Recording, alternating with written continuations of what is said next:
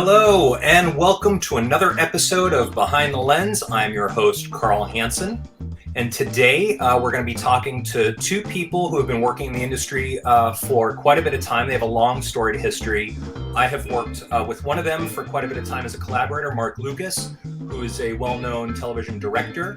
He and I have been producing partners for a number of years, and he has acted in a number of the 48-hour film projects that I've made and competition films I've made over the years.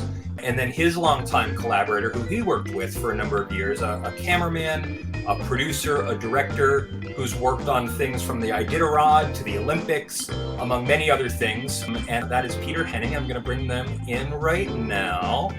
Hello, gentlemen. Welcome, welcome. How you doing, Carl? Hey, Pete.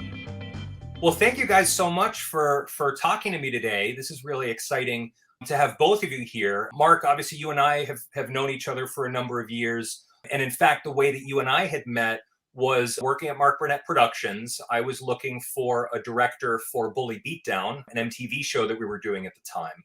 And Mark, you sent me your resume through a website, I think it was Reality Staff at the time, and you had directed the first 19 UFC fights.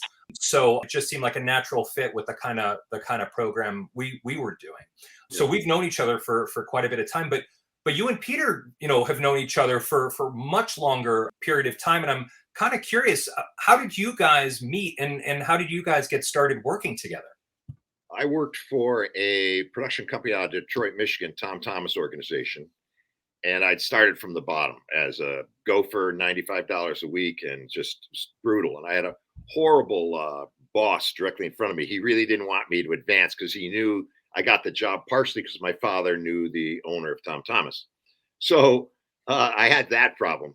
But I slowly worked my way up, and we were doing a show. We were doing a corporate gig. I don't know if it was Glenwood Springs, Colorado, but somewhere Peter and I were on a location. I'd never met him before.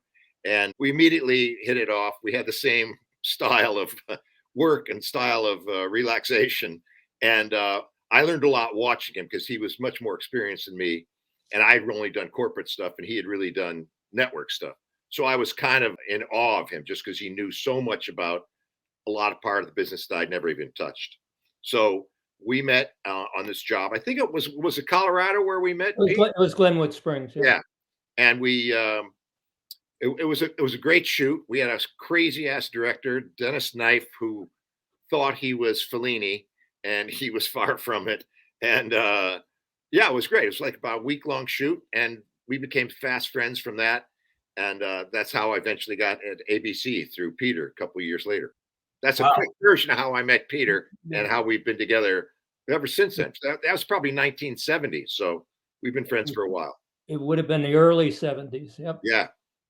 And what's your impression, Peter, of that first meeting of Mark? Well, I think that was the first time I had actually worked for Tom Thomas too. I don't know how that got into it. So you always go into a new location with new people, kind of seeing how it's going to go. Well, I think it was on the first day I met Mark, and I said, we're going to have fun on this one. And we both discussed things, and we had our same style of doing things, both in our personal lives and in business and TV. And the bottom line, we like to have a good time, but put out a good product. And that's what it's still my philosophy today. You can't put out a good product unless you're enjoying yourself. So it's, that's the way I still feel. That's great. Yeah. So Peter, I'm actually kind of curious. You sent me a little bit of your bio, but I'm curious how you got started in this business. And I think was your father in the business as well in some respects? My father was a combat cameraman during World War II. He was in the Pacific. Actually, he was in China, Burma, India, up in Burma most of the time with a group called Merle's Marauders. But anyway, he covered World War II. And when I was born when he was overseas. And my mother still tells the story that he came home and knocked on the door, and I went to the house, or I went up to the front door, and I ran to my mom and said, "Hey, Mom, there's a soldier man at the front door." That was my father. But anyway, he got out of the army and then was brought back into it as a civilian advisor to the Signal Photographic Corps, and we moved to Austria. And When I turned 6, he decided, I didn't decide, he decided that I was going to become a cameraman. And for my birthday that year, he gave me a 16 millimeter Filmo camera, a 100-foot load of Plus X film, and a light meter. And he says, Peter, your assignment this week is to go out and bring me back a story of traffic. So what I had to do is on the weekend, shoot around, we were living in Vienna at the time, shoot around Vienna to tell a story of traffic. I'd bring this footage back to him on Sunday evening. In the early days, he was with me because he wouldn't let me wander around by myself. He'd take the film, have it processed in the signal cord lab, and then on Wednesday nights, we would have dailies. And you never knew 100 feet of film could last so long, because my father wasn't as much of a teacher as he was an autocrat. You will it to do it this way. And in the end, we probably weren't the greatest friends in the world, but I learned a lot from him. He passed when I was 16 years old, but he went on to work at CBS and after we left Austria, and he did a lot of TV commercials and stuff like that. But I had made up at one point I was not going to be a cameraman, and I went to school to be a school teacher. But then that didn't fit into the program very well, so I went back to being a cameraman, and the best decision I ever made. Wow. So interesting. So your dad was kind of in the business and really kind of pushed you in a way to get into it, and you've been doing that ever since. And Mark, your father was also in the business, right? That's how you kind of got in? My dad was an advertising guy, Cam Leewald in Detroit, and Chevrolet and General Motors was his big clients. And he was the guy in charge of all the broadcasting. Like Peter's dad brought home a camera, my dad brought home the Nielsen ratings. And I would get them like every couple of weeks, and I'd be looking at them, and he'd say, well, do you notice anything? I said, well, why in the third of the Dinah Shore show was it? He goes, that goddamn Red Skelton didn't show up. And I'm like, oh, okay. And he was like the way you're describing your dad too, Peter. He was a real autocrat, really tough. And I, of course, was an insane child. So it must have been the worst possible mix. But when I got older, then I also got this job, and I thought, I think I might like to get into that business. So I started, as I said, when I'd gone to GM Photographic, thinking I'd be doing films for General Motors because they had a huge department. And they, of course, didn't. But they said, well, maybe you'll be able to send over there. That never happened. So instead, they laid me off. And through my father, I got this job at Tom Thomas. And then I was there for 4 years. And the great thing about it, though, was after 2 years, I said, I'd rather go to the New York office. I met the guy who ran it. And also I wanted to go to New York. And I knew Peter and a bunch of people in New York. And I said, I don't want to be in Detroit. I don't want to just shoot cars the rest of my life. So I went, and they transferred me to New York. And that changed everything. I was doing a lot of more location stuff. The guy who I worked with in Detroit, who hated me and made my life miserable, he wasn't around. I worked with Peter a lot more once I got to New York too, because I could get him on jobs. So from that point on, that really changed. And he and I, at that point, then traveled all over the world. I mean, doing all sorts of stuff, all the way to India with Robert Duvall, and Peru and the Bahamas with Christopher Plummer. And we got our own shorthand. So we knew if he was going to say, we're going to do this, set this up for me, or, whatever. So we got our own little shorthand going. And it was a very efficient group of guys who did, of course, enjoy downtime. We were still very much interested in enjoying ourselves. So that's interesting. So I'm curious, what was the relationship? Were you producing and directing, Mark? Yeah. Okay. And sometimes I would really lean on Peter to direct something like, okay, wait a minute, we got to get Plummer. I know I'd like to have somewhere on the Inca Trail. So we all walked down to the Inca Trail, which is this little teeny path on a cliff. And he was scared to death of heights. And so we got him up there. But I relied a lot on Peter, not just as a camera guy. I mean, he'd shot everywhere and he knew everything. So he could come up with a suggestion. I wouldn't go, no, I have a better idea. I'd go, hey, actually, that's pretty good. Let's do it. So it worked that way. Right. Well, and I was going to maybe ask about those experiences, right? You're stepping into these international locations that I'm guessing you didn't have time to scout. You didn't have time to really prep a ton, that you're suddenly on that Inca Trail. You have to figure out how to shoot it in the moment, right? It's like a very, very quick situation for you guys. Yeah, and that one show that we did in Peru was with Christopher Plummer, and he's a really, one of the finest actors of our generation. So he had to know we knew what we were doing. And Peter had actually seen the play. I think you'd seen the Inca Sun or whatever. Royal Hunt of the Sun. Yes. And we actually had him do a little quote from it. Peter was great with that, with finding quotes that Plummer could do, because we ended up doing a show years later about the inns of Connecticut. And the two of them were working on, the exact how it would go. And Plummer doesn't take advice lightly. If you better have a good idea, or he's just going to look at you and just say, who the f- are you? But he really leaned on Peter a lot, and me, but more Peter, just because Peter was approaching him as how he's going to look on camera, which is and age wise too. Yeah. Yeah.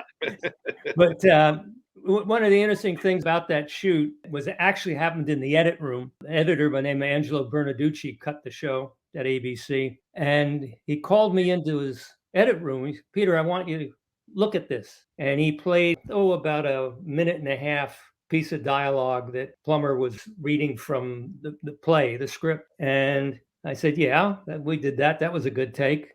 He says, well, that was the audio from take one played with the picture from take three, and his lip sync was Wow. I didn't remember that. Yeah. I mean, he it was like just everything was exactly the same. So it was amazing working with him.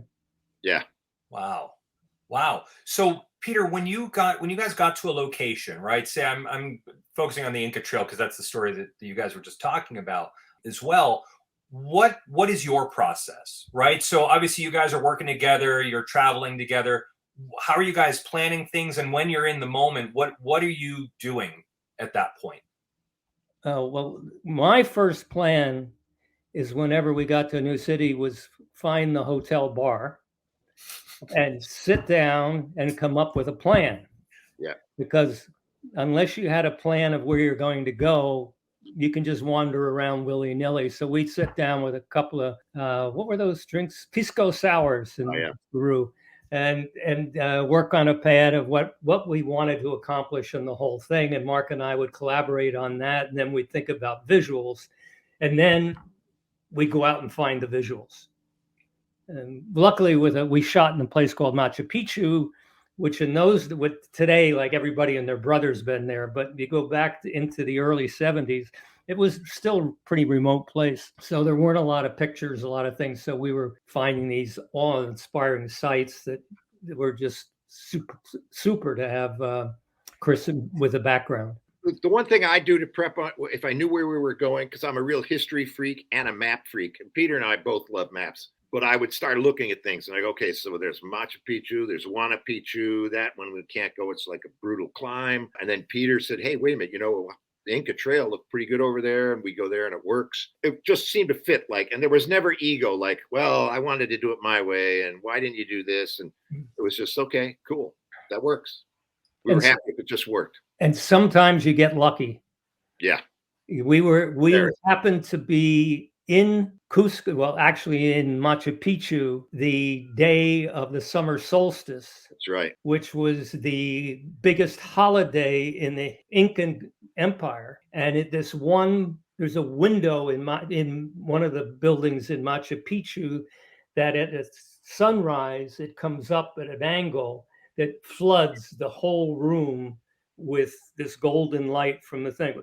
We were there on that day, and clouds were gone. It was beautiful, and we were able to get all that. And not only that, they had a big called Inti a ceremony with the Atahualpa being carried in on a thing, and we were able to shoot that and edit that. Mark took care of that part, getting it into the whole story. Wow! So it was unplanned for you to be there on that day. It just so happened you were there on the solstice. Weird. Yeah, it was probably based on ABC's budget. No, the flights are cheaper. Yes. Yeah. And then in the other town in Cusco, they actually had the big ceremony where they were carrying the guy around, and it was like thousands of people singing and chanting in the Quechua language. So even if you knew Spanish, you're still going, I have no clue what these people are saying. So it was pretty amazing. It came out great. It was a great film, and it was great fun to be on. Yeah, it's fantastic. That's phenomenal. And I think for a lot of the people that watch this and this specific podcast, they're interested in how things get made, right? There's a lot of people who may not know sort of what happens behind the lens, right? Behind the camera and all that goes into it.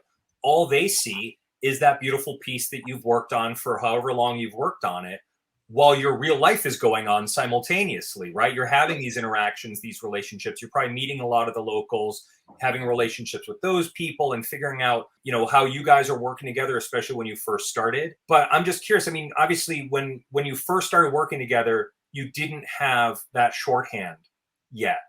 Right. How long did it take you guys to kind of get into that rhythm and kind of figure out how to work well together? Or was it really that kind of instantaneous at the meeting?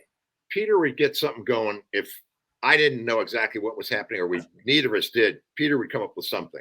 And sometimes it'd be perfect, and sometimes say, oh yeah, you know what else we could do is this. But Peter, you can rely on. He'll say, look, okay, we'll have the two people here, we'll have this, and it just got to be our own kind of shorthand. We knew what was going to happen. I knew he would shoot it great. I knew he would think of a way that it can cut. A lot of camera guys don't care much about how it all cuts. They just say, I got you great footage of this. He would always say, wait a minute, let me go up on this hill because I want to get a wide shot. Let me do this. Let me do it. I mean, I think that's how it worked, right, Pete? To me, you either hit it off or you don't hit it off. Yeah. It's you know, like finding the perfect woman. You know, it's you have a relationship. It's chemistry.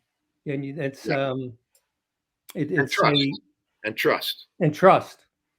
Huge thing with trust. Which would lead me to the shot when I was in a helicopter at about 14,000 feet in India, and we were doing aerials. And Peter's an amazing aerial guy. If you get him like on a bicycle in the air, somehow he gets a shot. So we're getting ready, and he's getting set, and pilot comes around. He goes, clip your belt in. And I said, yeah, I got the belt in, and he's got his in, and we go up, and we're starting to do really severe turns. I mean, we're going around, we're shooting the Himalayas. And we're flying around and leaning like almost straight down and coming around again. And I'm just sitting there and I go, okay, well, where else are we going to go? Well, there's one other place. And all of a sudden, Peter looks down and he starts laughing. And I go, well, what's so funny? He goes, look at your belt. I go, yeah, I'm back then. He goes, no, look at the other one. It's flapping and it wasn't bolted in. You wouldn't even find my body. And so he told me, I think he had the pilot lean the other way so I could get everything back to normal. And it was all right. But yeah, he wasn't attached to the helicopter. He was attached to the belt. That was it. Yeah, it was. So we had a lot of scenes like that in our lives. You remember when we were in Indiana doing the truck thing for Tom Thomas, and somehow I almost fell back onto. Remember, it didn't have a chassis at all. It just had the raw, the axle and the drivetrain. And I was talking to my assistant and camera guy, Alex Fernbach, and I caught myself because I almost fell, and I realized I almost just fell right onto the running drivetrain. So there were things like that. I mean, the problem is I could tell you 50 stories. I mean, and never has Peter ever said, no, can't do that, man. We got to be safe. I'll just say one more just because this one blew me away too. We were on the Iditarod Road from Fairbanks, the Hall Road, all the way up to Prudhoe Bay. And I said, I'd love to get a shot, but these won't stop for me. They won't let me do a passing by shot. And he goes, hang on, Marco.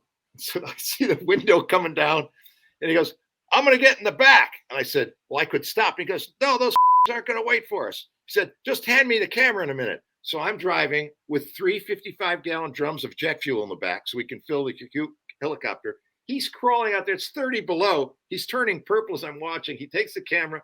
He gets the shots. We finally get him back in the thing. And I'm going, a lot of guys wouldn't have done this shot. And it looked great. So that's really fascinating. And Peter, I'm curious because also another story that I've heard, and in fact, my first introduction to you, I think, was a story Mark told me of when you were dangling out of the helicopter during the Olympics for like skiing runs. Is that correct? No, it wasn't the Olympics. It was it was the year after the Innsbruck Olympics, and it was in Laos, Switzerland for the World Cup downhill. I had seen a couple of years before a camera rig that an English cameraman had used when he was the second unit cameraman on one of the first, either the second or the third James Bond film. And he had designed this rig where it's a parachute harness that you sit in and you attach it to the skids of the helicopter, and you're essentially 25 feet below the helicopter. and just dangling by this dangling underneath. parachute. Yeah, but he used it, and it was a great reason because it was the Bond film that had the gyrocopters shooting at each other, so they were able to come in around him and do. And I thought, this is amazing. You know, you can shoot forward, you can move. It's your freedom is there to get these shots. Ever since I saw how they did that, I wanted to try it. And the first time I tried it, it was up in Alaska. In 1975, I did a special on John Denver special in Alaska called Alaska America's Child. And we used it up there to get scenics in the Wrangell Mountains and going down between the glaciers and all that stuff. And then we went to Laos, Switzerland for the World Cup after Innsbruck. It took 6 or 7 times to do because the one thing sounds really neat, but when the helicopter following the skier and the skier makes a hard left turn, the helicopter makes it, well, you swing out behind the helicopter alongside so you get almost perpendicular to the ground, and then by the time you stabilize again, you get another shot. So we did that chasing a skier by the name of Franz Klammerer down the hill. He was a gold medalist that previous year. We used it one time on American Sportsman. We were fly fishing with William Conrad in Idaho. I actually knew the helicopter pilot here and asked him if he wanted to do it. And he said, sure. So I devised this shot where we had Kurt Gowdy and Bill Conrad fly fishing, casting off of a bank, which was about 5 feet in the air. And we started with the helicopter out about a quarter of a mile and then came down onto them between 2 trees and across the river and just above it. So I was almost looking, I was looking up at them. And then we went by them and that was the shot. Well, on the first rehearsal, we didn't notice that there was a stump in the river. And we came down and my knee hit the stump. So we looked at the shot later. It was hilarious. You come down, the shot's going perfect, and then I hit the stump, and you see the camera go boom, boom, boom, boom, like that. And we had to go land because I was never going to stabilize again. So we ended up getting the shot. But it was fun stuff. We didn't have things like West cams and helicopters or drones that pointed forward. You could do all this stuff. And I'm just, this technology today, if I was a cameraman today, I wouldn't have had as much fun as I did when I was a cameraman. Yeah. Definitely. So I take it you are not afraid of heights. That's what I'm guessing from. Oh, no. I'm afraid of heights like everybody else. It's just living with it and getting a visceral feel from it. So did you find it easier because you were shooting to do that kind of stuff? Like, was there a psychological piece to that? Absolutely. You know, I've done a lot of animal work on that John Denver show, Polar Bear, and I was shooting a sow, a female with 2 cubs, and she saw us, and I had a hunting guide next to me, and you can hear on the original tapes him say, everybody's steady, everybody's steady. Well, the great thing about shooting with a zoom lens is you can back them up. So as they're coming closer and you're looking at it, and at one point this polar bear's head filled the frame in the wide position. Wow. And it finally scared him off. And they scared him off by hitting him with a Coke can. But it was that's where the Coca-Cola integration came from. That interaction. We actually took a shot of the Coke can. This bear had eaten a seal. So we did a little picture with a Coke can with a bloody seal carcass on it, just to say, you know, it's, at the end of the day, it's great to have a Coke. You know? That's incredible. And I want to bring up here, you had written something to me. You said, I once read, if you want to be successful, go somewhere and do things no one wants to do. Would you consider, I feel like people would want to do that, but they don't want to be in front of a bear or dangling from a helicopter. Is that sort of what your mentality was at that time? Neville Shute, the author who wrote, famous book. Anyway, he wrote another book called Round the Bend. And in it, he describes a character, says, if you want to make it in your world, you go somewhere and do something that no one else wants to do. Right.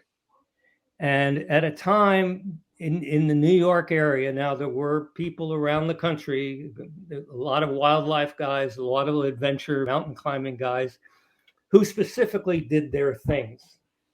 And I wanted to do all of those.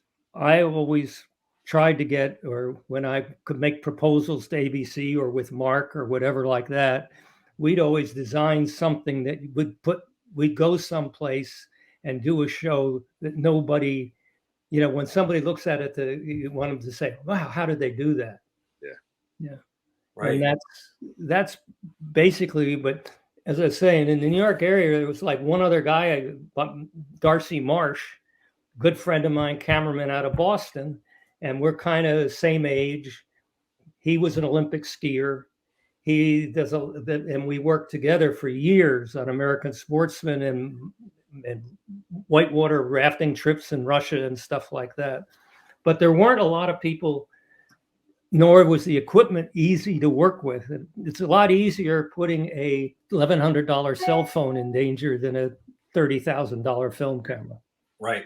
And that technology was also all on 16 millimeter. So we had to have cases and cases of 16 millimeter. And like when we were in India, it was just like, okay, let's hope it doesn't get to over 100 degrees again today, because that's not going to be good for anything. And then having to go get it processed and all the things that go along with actual film, right? So not only do you have to protect before you shot it, right? So it didn't get exposed, but then everything that happens after too, especially being all over the world. I find that fascinating. Would you travel with the film back to New York? Is that how it would then get on TV essentially? Well, the interesting story of that is Wide World of Sports. In the days that I was in the early days, we shot most of the ski races internationally, and even a lot of the Olympics were done on film. Yeah. So we would, for instance, let's just take the Franz Klammer thing. We did that race. The race took place on Saturday and Sunday. We would pack the film up, the assistants unload all the gear, give it to the production assistant who went to the nearest airport and got the first flight out back to New York, where he was met by the best person in the world at ABC, Charlie Stagg, who got everybody through customs. But he would then take it to the lab. The lab would process it. They would deliver it usually Tuesday night or Wednesday morning. Editors would start editing. They would do voiceover on Friday and it would air on Saturday. And that's with a 19 camera shoot. 19 cameras? They did the Indianapolis 500 that way. Yeah, I shot that a number of times on film. And then when I called you about the Formula One, I wanted to talk to somebody who'd done that, because they would, and although by then there was the Concorde. Mm-hmm. So they were thrilled. Once that happened, ABC Sports said, "Oh, we can do anything now. We got the Concorde. We'd be there in 3 hours." But one of the great scenes from one of the ski races, we had a new production assistant who was usually the son of some wealthy sponsor. First, I don't know how they got that job, but they did. Yeah. And he was told, the producer said, "You get this film the safest way you can to New York as fast as you can." The guy leaves. We get back on Monday or Tuesday, and the film's still not out of the lab. Look at it. He said, "Well, it should be out. It should be out. It's not here yet." He said, "What do you mean? How did you ship it?" Well, in those days, and maybe still today, I don't know, every 707 had a radioactive hold in it where they shipped radioactive isotopes and things like that. So he figured that was the safest place to put the film, was in with radioactive material. Oh, what? My God. Never heard of such a thing. I had no idea that was even a thing. Wow. Well, and the good news is none of the isotopes were leaking. So we got the film. It just took a long time. We're delayed. Yeah. That's incredible.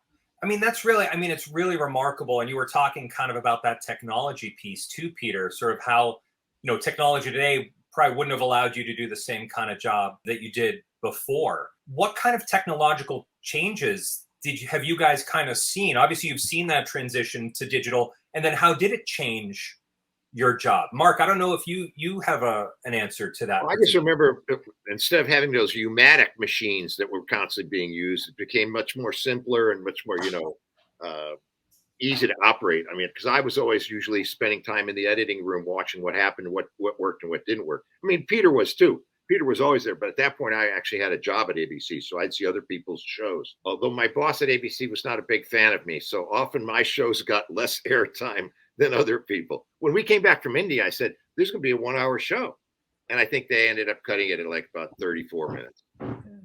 Whereas guys like Bob Duncan would do their thing, and they'd say, "Well, this is very important. We have to show this." We get the time because he'd been there for like 15, 20 years or something.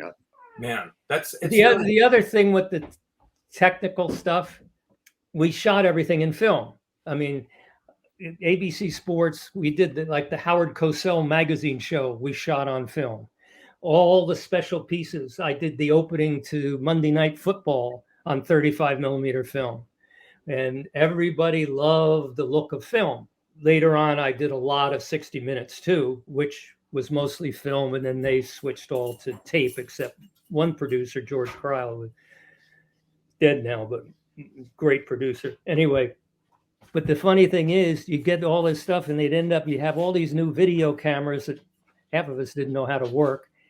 And the producer would come up to us and said, "Let's make it look like film." Yeah. I said, "Okay, let's shoot it on film then." Yeah. But anyway, I can't remember years with early days of just after what's going to video is taking black women's pantyhose and putting them behind the lens and trying to get that film look, because the video looked to them as it was too sharp. Well, and what's really interesting, and Mark and I just worked on a 48-hour film project over the weekend where you literally have 48 hours to create, write, shoot, edit, and make a finished short film that digitally, like we shoot on digital cameras now, but they look like film, and we're able to actually turn this around in that amount of time. But you guys are telling me even with actual film, you were turning stuff around very, very quickly. That stuff that was getting shot then was getting turned around so quickly to get on the air. Like, I find that fascinating with the actual technology you had at that time. Well, actually, there were two types of film. There was negative and reversal. Reversal, right. And we would always use the reversal because you didn't have to take the time to make a print from it. So we could just go right with the film. So that saved time there. So interesting. Yeah, that's really, really cool. I'm also curious, and Peter, you had sent me a bunch of your stories, and Mark, I know a bunch of your stories, but in Charlie Wilson in Afghanistan, I think was one of your stories, Peter, right? Did you guys work on that together? No, I didn't work on it. So, but that was something that then became a movie, right? I mean, like, you were working on things, and I'm sure you guys both have sort of these stories that were sort of seeds that then kind of grew into something maybe much bigger than potentially what you thought at the time, or you were a part of almost history, right? Doing certain things like the 747, right? The introduction of the 747, were you there for that one, Mark? I'm not sure the stories that you guys worked on together, but what kind of stories do you have in terms of like, oh, I was there when X happened, and then years later it sort of has become sort of a much more epic story than maybe just being there in the moment? Charlie Wilson, the producer of that was a guy named George Cryle, who ended up writing the book, Charlie Wilson's War.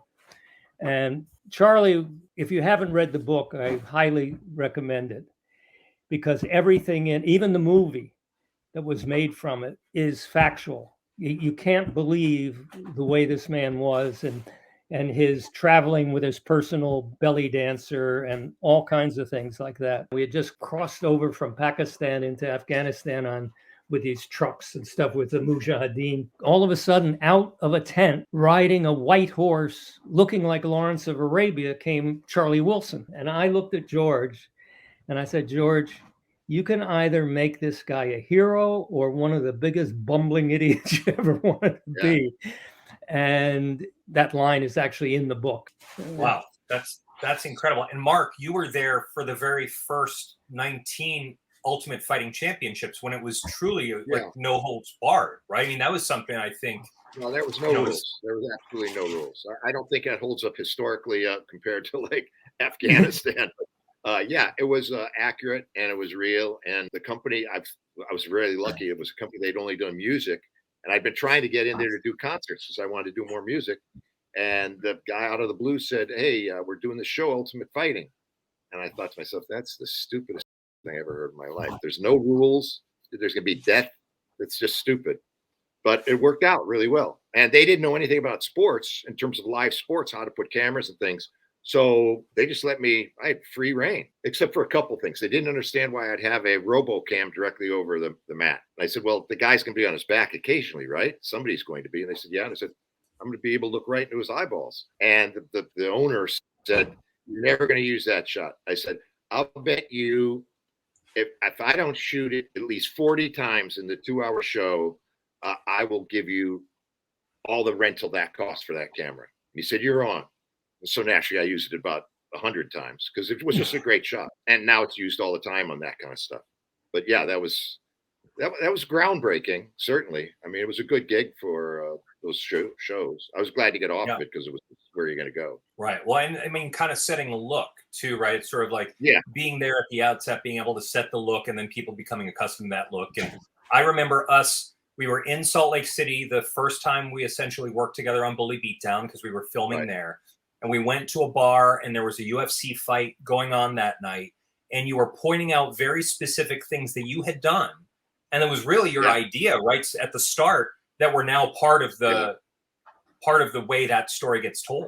Oh, yeah. It's still told very much with that same thing. The same camera positions. I mean, they have better cameras and nicer cameras, and they have much better lighting. But the cutting of it is... it's a show. It's a live show. So what other stories in they can be the family friendly ones if you have those to kind of share that sort of are your kind of go-to stories that when you guys reminisce, and I know you guys still have conversations today where it's like, oh, do you remember that time?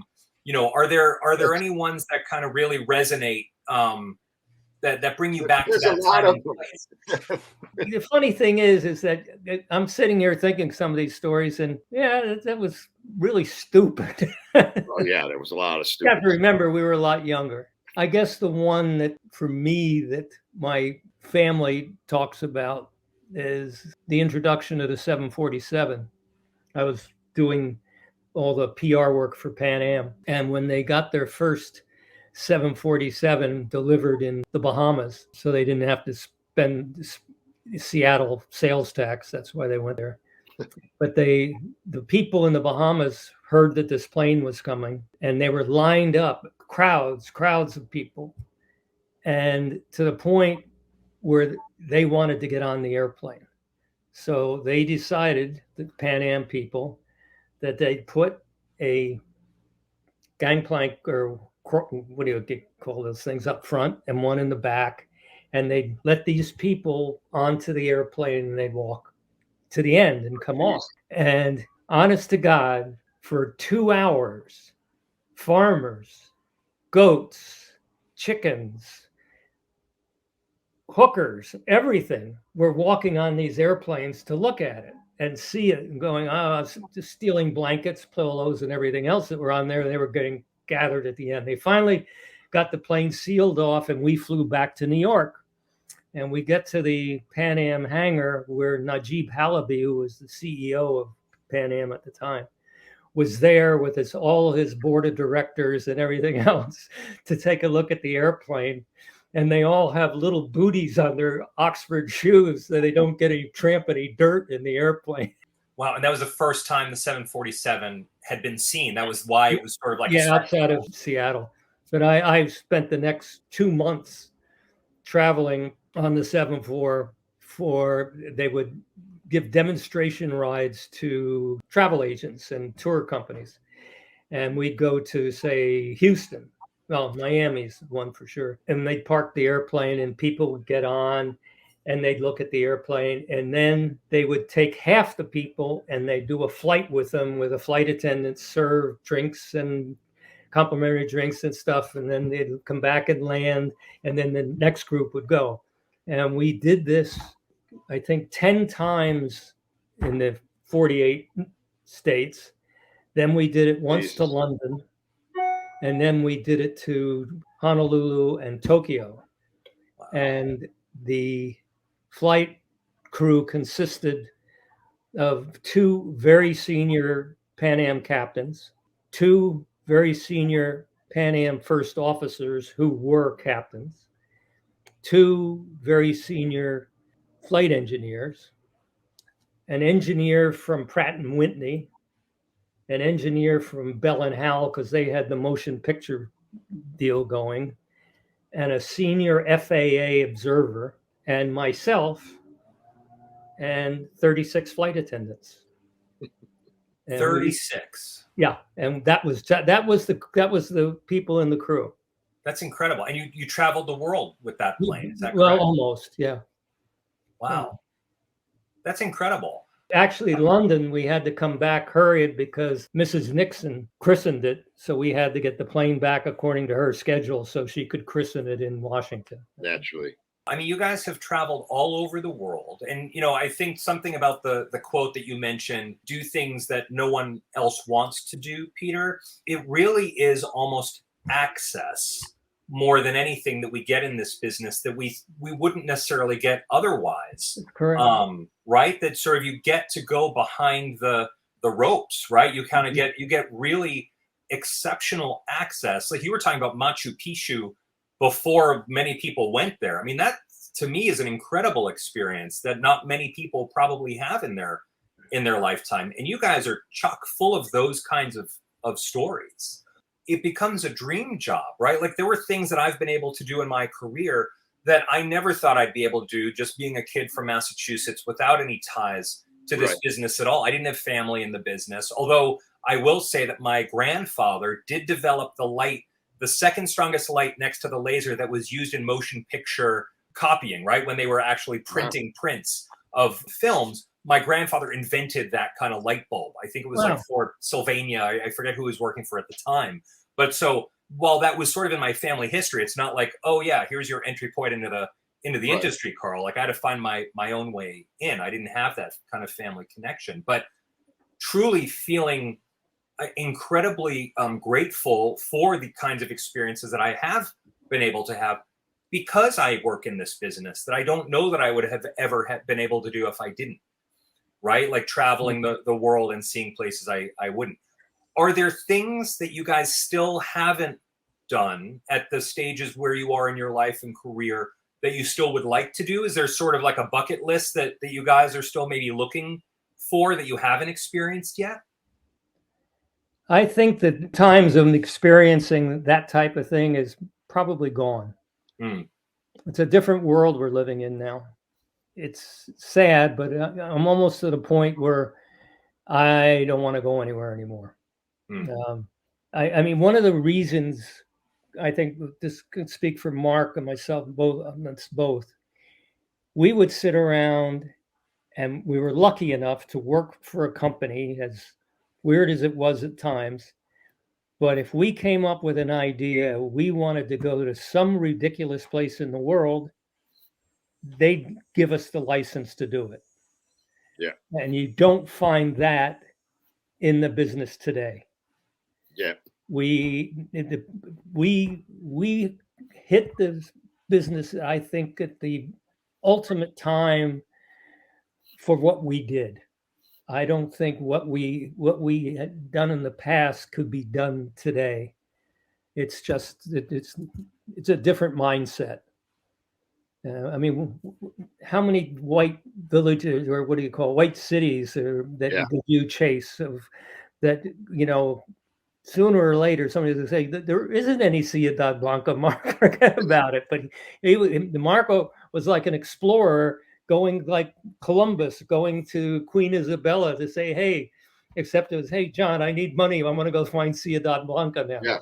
Stuff like that. So the map was written on a dining room table that we'd gotten in Tegucigalpa because the guy said, no, the maps you're going to look at are bullshit. This is what you got to use. So there's a picture of me getting on this DC-3 in this horrible runway, and I've got a big tablecloth tucked under there, and you can see there's drawings on it. I mean, it's nuts.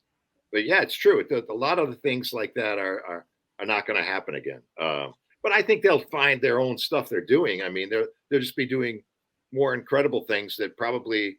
And there's also, I like the hands-on type thing. I loved when I first saw an assistant cameraman working in a black bag, changing a mag. I thought, this is like a guy splitting the atom. How can this guy do this? So the little things like that, or Peter would show me some super long lens thing, and I go, this is like amazing.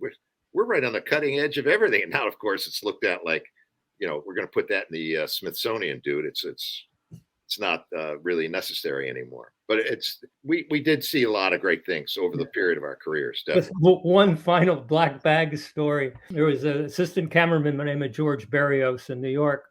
And I forget who he was. He was working with a guy named Dick Roy, cameraman. And they were shooting at Madison Square Garden at a hockey match. And he was down on the bench where the hockey players sit and all that stuff. And he had to change a magazine, and he's in the black bag. And lo and behold, the puck came flying in the thing and hit him in the head. So A, knocked him out. B, you know what a scalp wound bleeds like. Bleeding. Gushing blood all over the place. And then the director is saying, don't take his hands out of the bag. Don't take his hands out. They carried George out on a stretcher holding the black bag. Oh, my God. He got in the ambulance, and he ended up gaining consciousness again, and he unloaded the magazine. Wow. Yeah, that probably wouldn't happen today. That is typical. I find now there's always safety guys. There's an ambulance. We were going to places with nothing.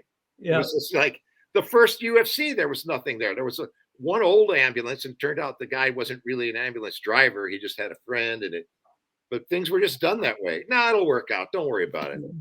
This all sounds like fun and games, and yes, it was fun and games, and we had great time.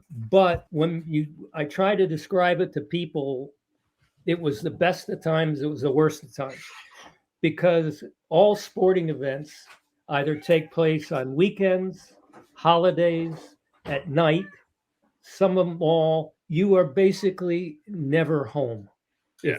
If you're covering baseball, it's strenuous on relationships, on your marriage, with your kids.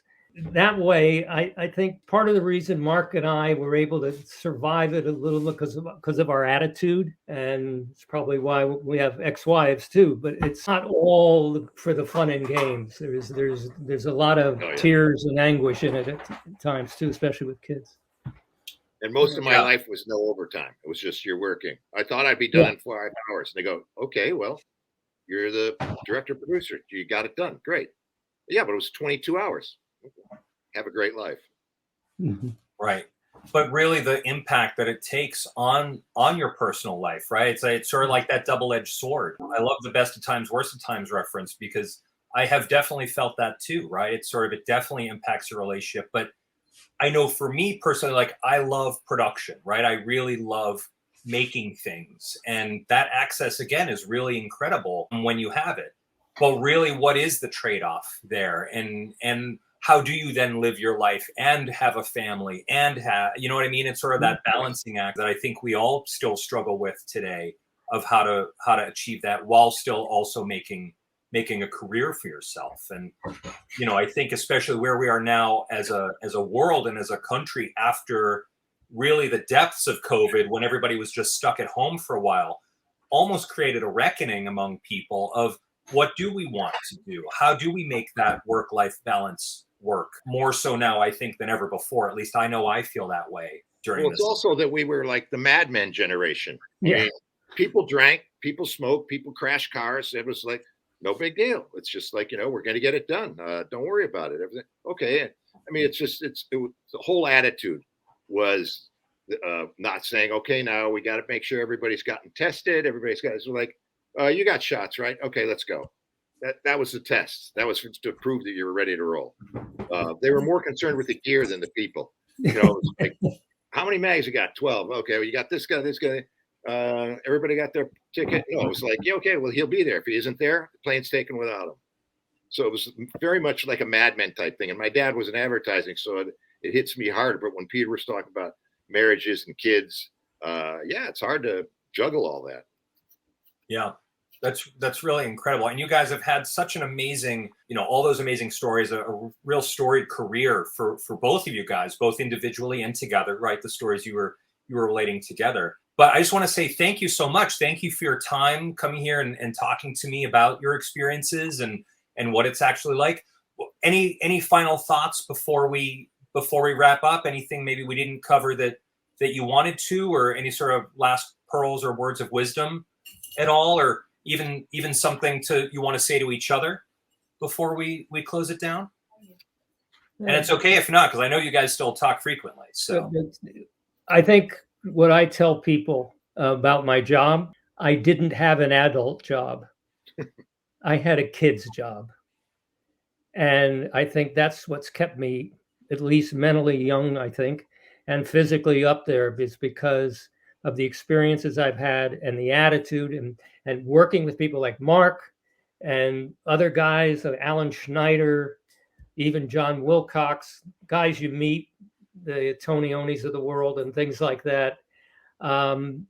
It just gives you a whole different outlook than someone who gets on the 917 in Poughkeepsie and goes to New York City. It's a whole different outlook on life. But you know what's interesting about that? I was doing a show at some stockbroker, E.F. Hutton, and we were on a lunch break. And it was funny. Most of the crew would come up to me and go, "Can you imagine being dressed with these coats and ties? And these guys are such, they're so arrogant." And we all had that attitude, like our life is great, but these poor bastards. Mm-hmm. So everybody broke for lunch, and I had a little work to do. So I was at a desk, and I heard two guys. I didn't even look up at them, but they were there. The guy goes, "Those guys done?" And he goes, "No, they'll be back." And he goes, "What a group of." He goes, "Yeah, I mean, just they're all wearing blue jeans, and they're all like, yeah, are they sure they can shoot this?" And I realized, it's funny. It's who. What's your point of view? If you're an E.F. Hutton guy, you think, God, those guys, that's a miserable life. I mean, look at them with blue jeans, and they're like, we got the life to live. And I just said, wow. And I remember also I'd done Ultimate Fighting, and they said, okay, you're going to do now the vice chairman or something. And I said, okay, he has to talk to you first. So I go over, and he's in makeup, and he goes, what have you done that I've seen? So I'm naming everything, okay, I did Olympic. He goes, I don't know them that. I don't know that well. You did nothing that I care about? And I said, I do the UFC. He goes, holy. He goes, really? He waves over two guys, the head of international stocks trading, the guy in the metals market. And they're asking me, well, how come when Hoist tagged out, he didn't just, I go, dude, I don't train them. I shoot the show. Yeah, but wouldn't you be able to talk to them? I said, I'm going to tell Hoist Gracie how to do an arm bar to somebody. But it's funny, the people's attitudes. Yeah. Well, guys, this has been a real pleasure and joy talking to you about your stories. I want to thank you again for joining me. I'm gonna take the show out now and thank our viewers also for watching. Thank you so much for watching another episode of Behind the Lens, and we will see you next time. Thanks so much.